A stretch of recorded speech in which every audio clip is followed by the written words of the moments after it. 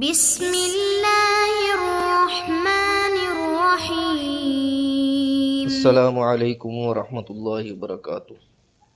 جی محترم دوستو، کیسے ہیں آپ؟ خیریت سے ہیں؟ اللہ پاک آپ کو اپنے حفظ و امان میں رکھے۔ محترم دوستو، ایکسپورٹ فائنانسنگ پہ ہماری گفتگو چل رہی تھی۔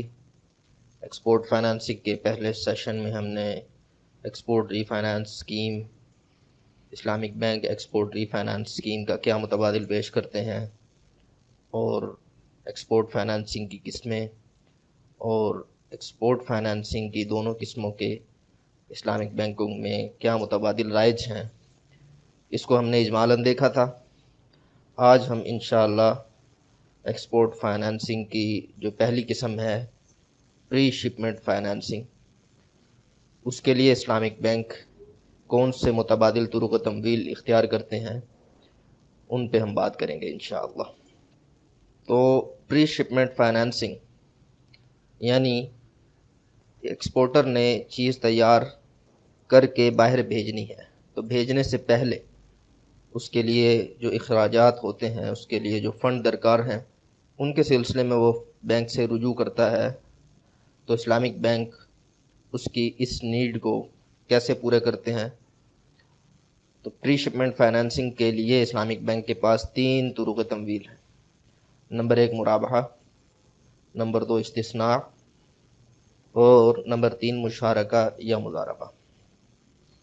ہم ہر ایک کو بالتفصیل دیکھیں گے، اس کا طریقہ دیکھیں گے کہ کیسے اسلامک بینک مرابحہ استعمال کرتے ہوئے پری شپمنٹ فائنانسنگ کرتا ہے، اور اسی طرح اگلے طرق تمویل۔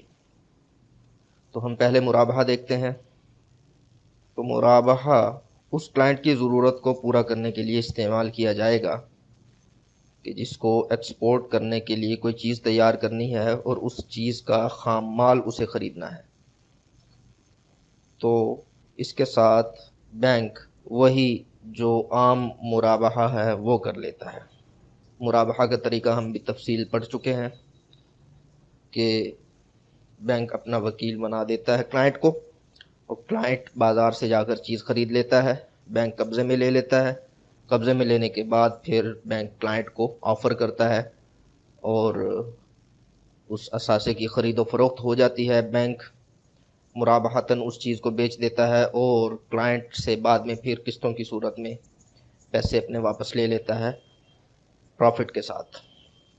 تو یہاں بھی خام مال کی خریداری کے لیے وہی مرابحہ ہوتا ہے، لیکن یہاں اسٹیٹ بینک کی جو ایکسپورٹ ری فائنانس اسکیم ہے، اس کو بھی یہاں ملحوظ رکھنا ہے بینک نے، کیونکہ یہ ایکسپورٹر کو تمویل دی جا رہی ہے، اور ایکسپورٹر کو فائنانس کاسٹ کم چارج کی جاتی ہے۔ اس لیے جو فائنانس کاسٹ کے اندر کمی ہے، اس کمی کو اسٹیٹ بینک کی طرف سے پورا کیا جائے گا، اور اس کی صورت یہ ہے کہ اسٹیٹ بینک کی طرف سے بینک کو پیسے دیے جاتے ہیں، یعنی اس کے ساتھ مشارکہ کیا جاتا ہے۔ مشارکہ کی مد میں اسٹیٹ بینک پیسے دیتا ہے، اور بینک جب کلائنٹ کو آگے پیسے دیتا ہے تو بینک حق رکھتا ہے کہ ان پیسوں کی وصولی کو وہ کلیم کرے۔ تو پیسوں کی وصولی کو کیسے کلیم کیا جاتا ہے؟ اسٹیٹ بینک مشارکہ پول میں بینک کے ساتھ انویسٹ کر دیتا ہے، یعنی آسان لفظوں میں اسٹیٹ بینک اسلامک بینک کے ساتھ مشارکہ کر لیتا ہے، اور نفع کی شرط طے ہو جاتی ہے۔ تو جب کلائنٹ کی طرف سے ہمیں پیسے واپس ملتے ہیں تو ہمیں ان پیسوں پر نفع حاصل ہو جاتا ہے جو ہم نے اور اسٹیٹ بینک نے دونوں نے انویسٹ کیے تھے، اور ہم اسٹیٹ بینک کے ساتھ اپنا طے شدہ شرح کے مطابق نفع تقسیم کر لیتے ہیں، اور اسٹیٹ بینک پھر اپنی انویسٹمنٹ واپس لے لیتا ہے۔ اس طریقے سے اسٹیٹ بینک ایکسپورٹر کو سپورٹ کر رہا ہے ایکسپورٹ میں، اس کی فائنانس کاسٹ کو کم کر کے، اور اس کا واسطہ بن رہا ہے جائز طریقے سے اسلامک بینک۔ تو مرابحہ کے ذریعے سے یہ پری شپمنٹ فائنانسنگ ہوئی۔ اس کے بعد ہم استثناء کو دیکھتے ہیں کہ استثناء کا استعمال کیسے ہوتا ہے پری شپمنٹ فائنانسنگ میں۔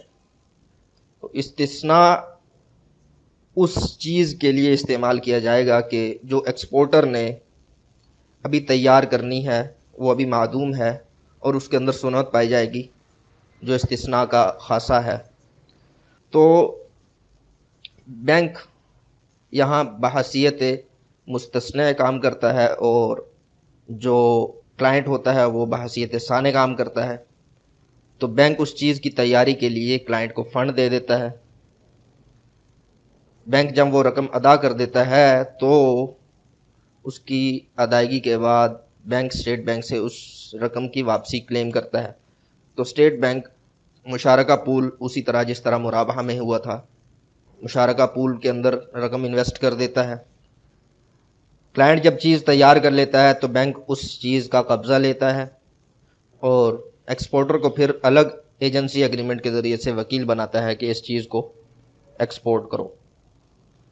کلائنٹ جب اس چیز کو ایکسپورٹ کر دیتا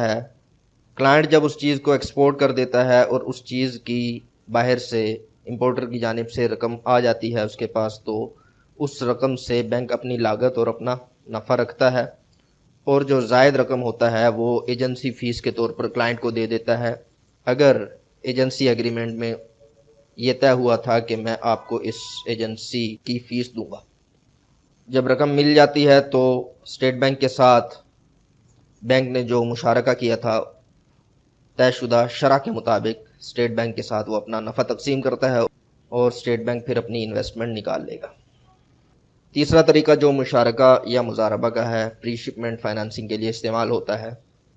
مشارکہ یا مضاربہ دونوں کو ایک طریقے میں اس وجہ سے ذکر کیا جا رہا ہے کہ اگر کلائنٹ پیسے ملاتا ہے تو مشارکہ ہو جائے گا، اور اگر کلائنٹ پیسے نہیں ملاتا، صرف بینک پیسے ملاتا ہے، کلائنٹ صرف بحیثیت مضارب کام کرتا ہے، تو اس میں پھر مضاربہ ہو جائے گا۔